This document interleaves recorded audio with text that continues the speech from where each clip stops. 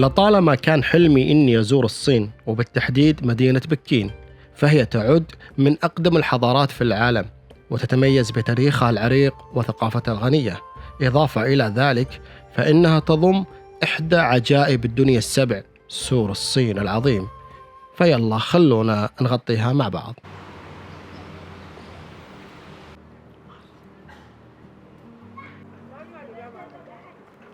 واخيرا بكين وصلتها، بخطط لها من زمان اني اجيها.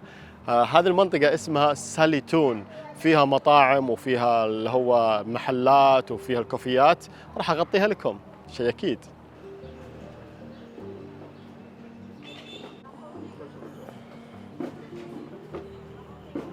المنطقة مليانة بالكوفيات وكذلك المخابز، فلما تجي هنا راح تستمتع.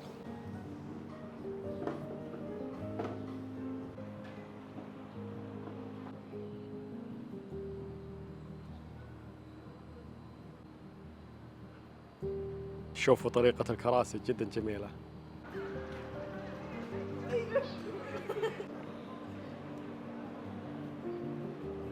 المكان جدا جميل ويصلح للتسوق. إذا جيت هنا يعني لا تطوف هذه الفرصة في بكين. هذه عبارة عن سيارة شرطة لكنها روبوت. وإذا احتجت مساعدة تضغط على هذا الزر إذا احتجت مساعدة. أباخذ السيكل وبروح على المدينة القديمة، تبعد ساعة من هنا. الحين ناخذ السيكل، هذا السيكل طبعا بس يسوي مسح هنا في الكود بعدها يفك. والحين سلمكم الله نروح على المدينة القديمة. طبعا هنا في شوارع مخصصة للسياكل. يا سلام، الجو رايق اليوم.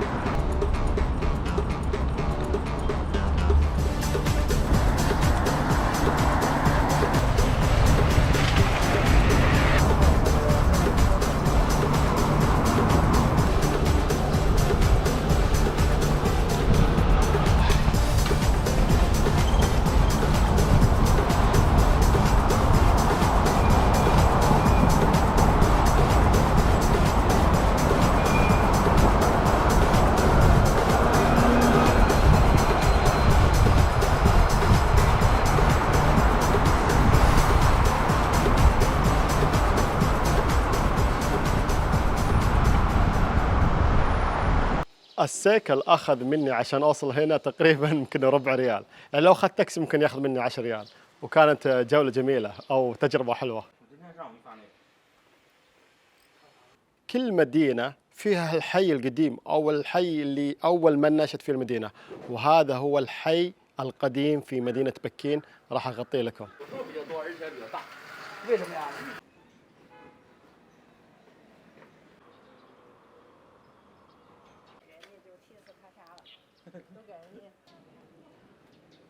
هذا سلمكم الله هو الشارع مثل تقول التجاري اللي فيه المحلات في الحي القديم. خلينا نجرب بعض الأشياء هنا.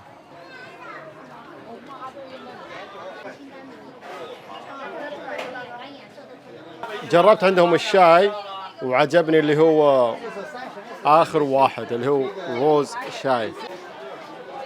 تحسبونه حقيقة صح؟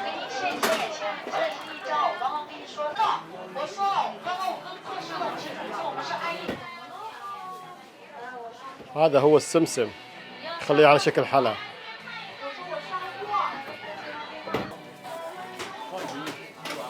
بعدين يعجنها.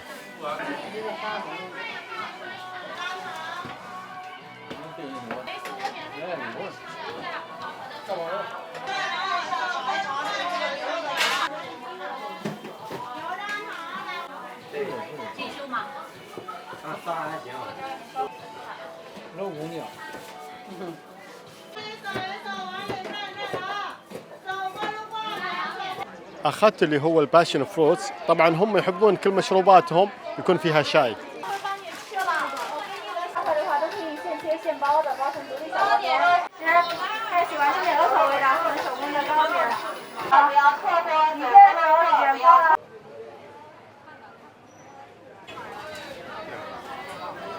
هذا سلمكم الله مثل الخبز فيها تشيز داخل. هذول صورتهم زين، واخر شيء قالوا لي خذ هذا ببلاش. شي باي باي تاجيا. صراحة بجربها لكم، هي بالماتشا كذا. خفيفة ولذيذة والله. طبعا هم يحبون يجففون الفواكه، اخذت من عندها مانجو. بصراحة غرامي المانجا المجففة، احب المانجا المجففة. والحين سلمكم الله خلصنا الشارع مرة طويل.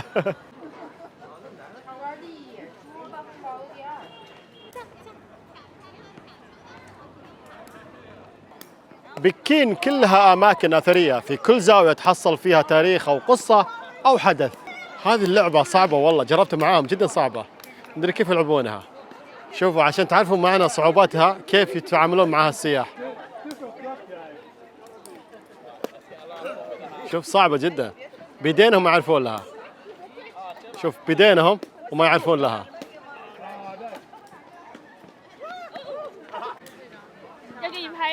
يا بياولان这个漂亮我看看非常好漂亮يقولون تعال خلينا نصور مع بعض. اوكي شو هاي ولا شاتا ألابو سو هاي شاتا ألابورين يا هاي. الصينيين هنا يقولون لي كيف أول مرة تجي هنا الصين تتكلم صيني؟ قلت لهم أدرسها أونلاين. طبعا أنا في المستوى الثاني لحد الحين توني شوي.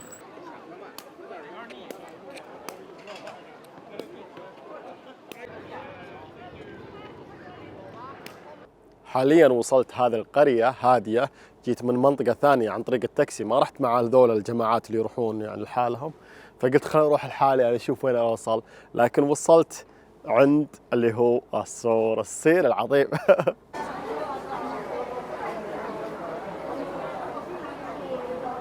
أنا لما وصلت القرية كانت البوابة جدا بعيدة وما أعرف وين، فلقيت عائلة ودلوني على المكان ورحت معاهم. هم هذول اللي معاي جدا حبوبين.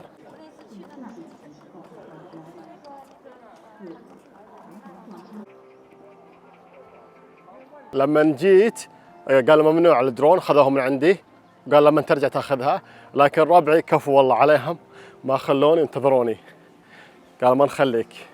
شوفوا سمك البوابة. واخيرا سور الصين العظيم.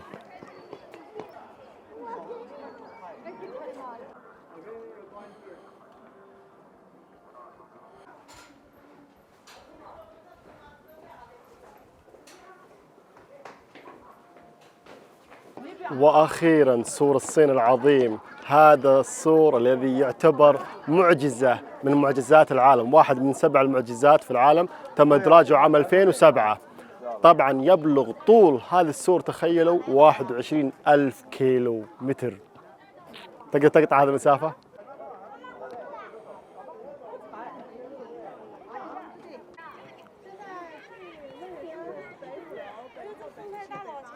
تم بناء هذا السور قبل 2000 سنة، والسبب لصد الأعداء في هجمات كانت تجيهم. سور الصين العظيم تم بناؤه على مراحل طويلة ومختلفة عبر عدة عصور في تاريخ الصين، ويعود الفضل في بناء الأجزاء الأولى من السور إلى إمبراطور الصين الأول تشين شي خوان خلال سلالة شين 200 سنة قبل الميلاد.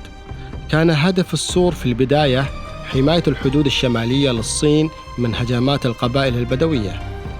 تشين شي خوان أول من وحد الصين تحت حكم مركزي واحد، بعد أن قادوا القوات لتحقيق الانتصار على الدول المتحاربة الأخرى، الممالك ال7 المتحاربة. وهو من أمر ببناء جيش تراكوتا الشهير، الجيش الصيني الذي يعتقد أنه بني لحمايته في الآخرة، يتكون من أكثر من 8,000 تمثال من الطين لجنود وحيوانات وعربات حربية، ويقع في مدينة شيئان.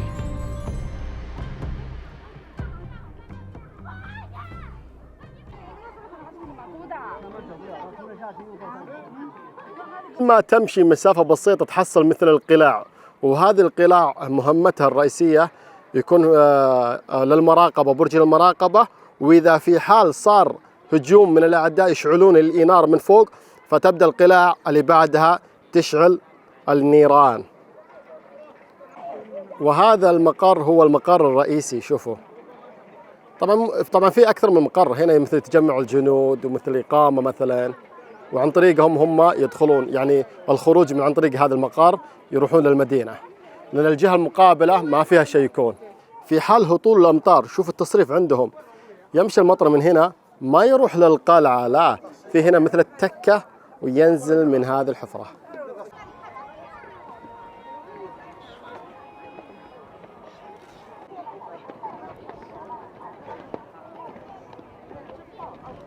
يبلغ عدد المباني حقت الحراسة 25 مبنى، والله رقم مرة يعني حيل هائل.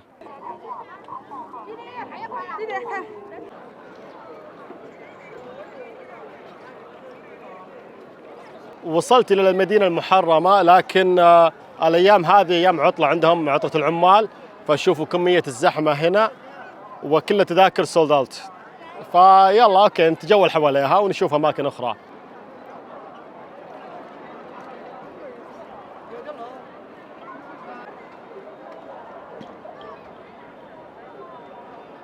شوفوا كمية البشر اللي برا، اللي ما قدروا يدخلون، هذول فقط برا.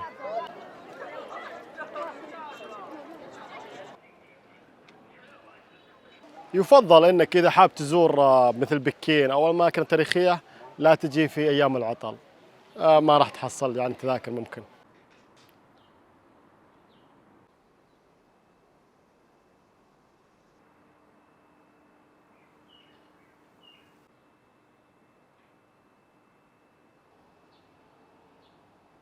هذا المسجد في الحي اللي انا ساكن فيه، قريب من الفندق حقي في بكين. وبصراحة أنا أي دولة أزورها أحب أزور مساجدها، تعتبر من الثقافة ومن التاريخ، وتشوف طريقة البنيان.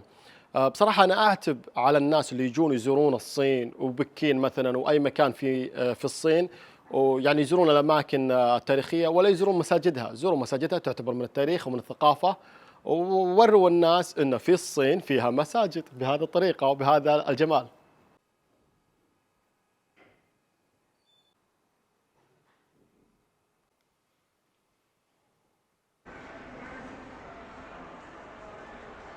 حاليا سلمكم الله أنا في مطار بكين ورايح على تشاندو.